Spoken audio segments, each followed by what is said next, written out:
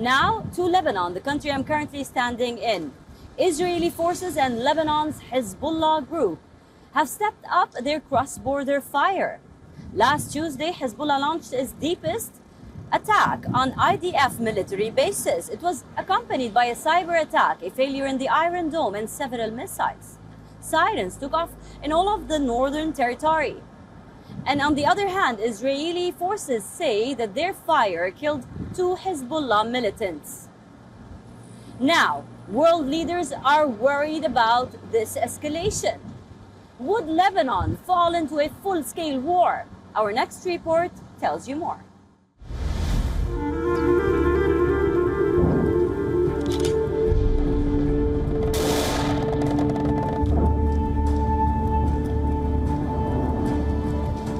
On April 23rd, the Hezbollah group targeted 2 Israeli bases between Acre and Nahariya.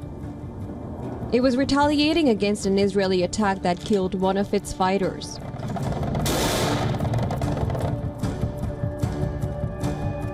The Hezbollah attacked with decoy and explosive drones in what it claimed as a landmark move.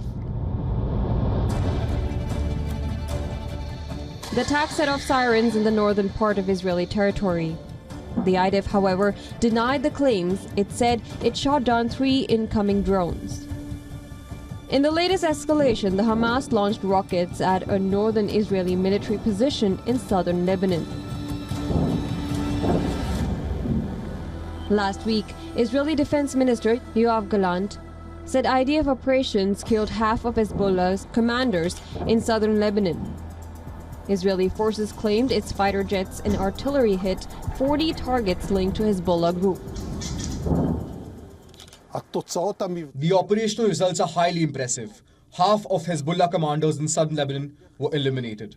These are the people who were in charge of the offensive operation of the will to harm the citizens of Israel. Since October 7th, Hezbollah and the Israeli army have been exchanging fire on a daily basis.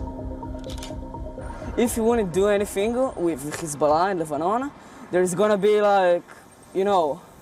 there's gonna be a war, I don't know, in a year, in 2 years, there's gonna be something with Hezbollah. So I think we should end it now.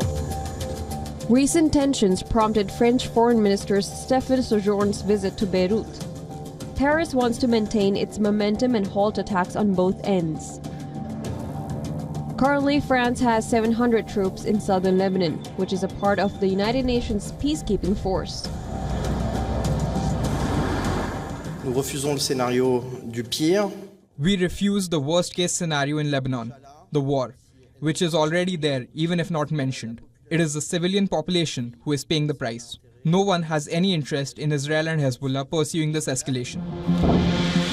Hezbollah has maintained its position for the past 6 months.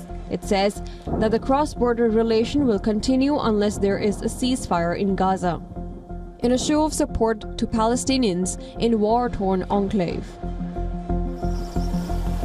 Hundreds of students gathered at university campuses in Lebanon. Students at the American University of Beirut declared that it was worth risking their degrees to support the Palestinian cause.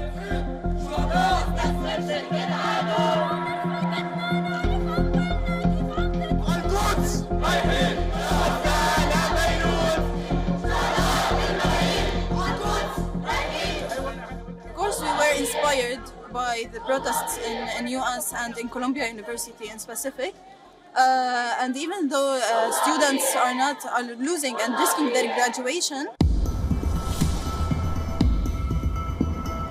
In a landmark move, Lebanon has moved towards accepting the International Criminal Court's jurisdiction to prosecute violations on its soil. Beirut has repeatedly accused Israeli forces of violating its sovereignty and committing breaches of international law since October. Cross-border shelling has killed at least 70 civilians, including children, rescue workers, and journalists.